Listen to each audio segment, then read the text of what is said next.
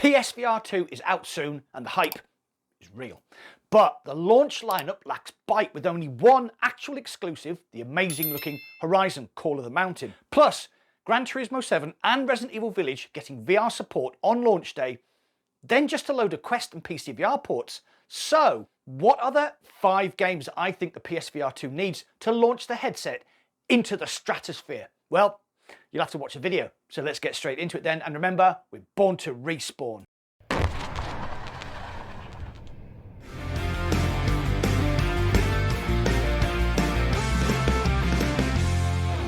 The launch lineup of the PSVR2 is pretty impressive. Heavy hitters like Resident Evil Village and Gran Turismo 7 are getting free VR upgrades. Plus, we have the amazing looking Horizon Call of the Mountain. But the remaining lineup is mostly made up of games already available on other platforms. So, which games do I think PSVR2 needs to elevate it to the stratosphere? Let's get straight into it. You are Agent 47, the world's finest professional hitman. Hired by the International Contract Agency to take on the most dangerous, high-profile targets of the world of assassination.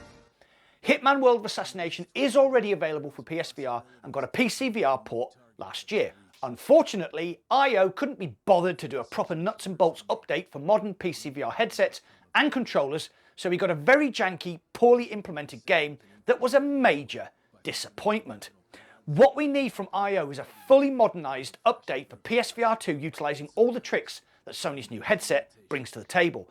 Haptic feedback, adaptive triggers, eye tracking, foveated rendering to bring all the already incredible world of Hitman to 4K HDR life. Imagine sneaking up behind a guard in the Burj Al Ghazali, wrapping your fingers around his neck, then squeezing, the adaptive triggers providing resistance as you send him to sleep. Or perhaps the thump and rumble as you push Alexa Carlisle from the balcony of Thornbridge Manor. I have thought about it, probably too much.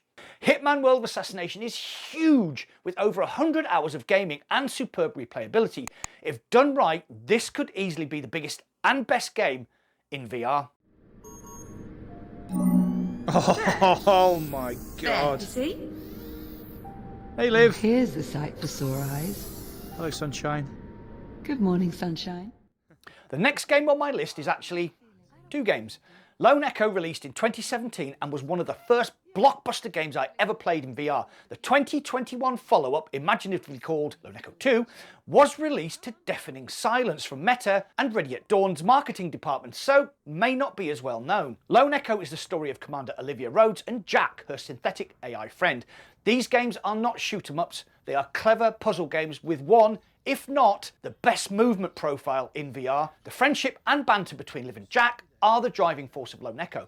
There is a real sense of comradeship, love, and at times extreme peril. The game has a standout, well-written adult script, clever sci-fi setting, and one of the most iconic moments to occur in VR halfway through the first game. A genuine, wow, did that just happen event. Lone Echo was the poster boy for Oculus's brand new Rift PC VR headset, but was strangely abandoned when the Quest 2 released. The subsequent sequel was not marketed at all by Meta, much to the distress of fans like me. So there is a whole new audience out there who have not experienced the delight of Lone Echo or its brilliant sequel.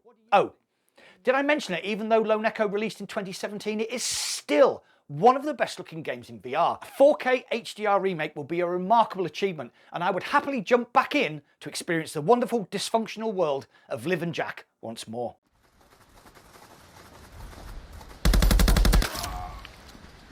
Oh my god. Yeah. Contractors is the PvP military FPS from Caveman Studios. It released in 2018 and hovered about the periphery until about the beginning of 2022, when the devs released the ability to mod the game and make custom maps. At this point, Contractors exploded with a raft of user-generated content and catapulted the game into the limelight.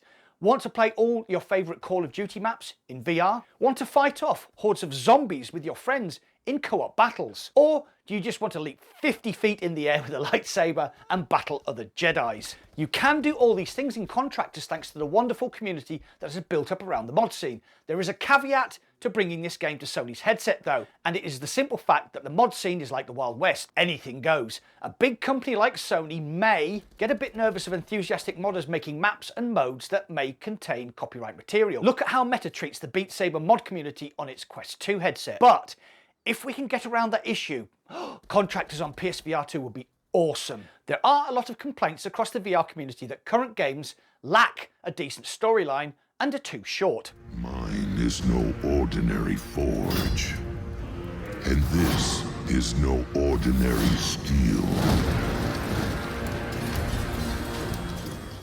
Then we have Asgard's Wrath. Heard of it? No? Well, I'm not surprised. The game was released nearly 4 years ago and is one of the best, most complete RPGs based on Norse mythology that I have ever played. Not just in VR, but one of the best I've ever played. You play as a fledgling Norse god under the tutelage of Loki, who must guide several mortal heroes to fulfill their destinies. The game features 5 different heroes, all with differing styles, weapons and magic abilities. The really cool bit is that you can switch between fighting on the ground as a mortal to playing as a god to help solve puzzles and transform animals into warrior companions. Again, the game needs updating to take advantage of the PSVR2's toy box of features and 4K HDR screens. But this is another classic VR game that somehow slipped under the radar and will be a blockbuster if released onto Sony's new headset. Before I get to my final game that will propel PSVR2 into the stratosphere, please hit the like button. The algorithm loves the likes. Plus, also subscribe, and if you enjoy my content, you can support me further by joining my channel membership for extra perks and exclusive game key giveaways. Thanks.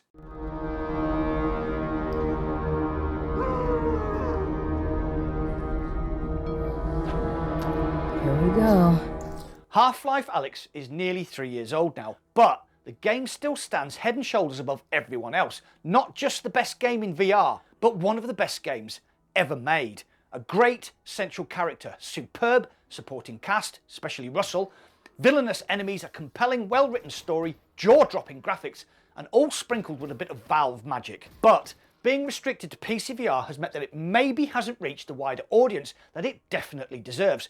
Porting the game to Sony's PSVR2 would potentially mean millions more VR users could experience the wonder that is Half-Life Alyx. PlayStation 5 is definitely powerful enough to handle the game, and utilising the eye tracking and foveated rendering at a steady 90 frames per second could mean this edition would be the definite edition. Plus, add in the crazy talented community with their amazing workshop mods like GoldenEye, Bioshock, Hitman Contracts and the peerless Levitation. Ooh, makes the hair on the back of my head stand on end. So, what do you think? Have I left out a VR game that you think definitely needs to be on Sony's headset? Or what flat screen games would you like to see ported to VR? God of War, Uncharted, or would you like to see more VR ports like Skyrim, or maybe the excellent Half-Life 2 VR mod? You know the drill. Get involved and comment down below. Well, that's it for today. Thanks for watching, and I'll see you on the other side.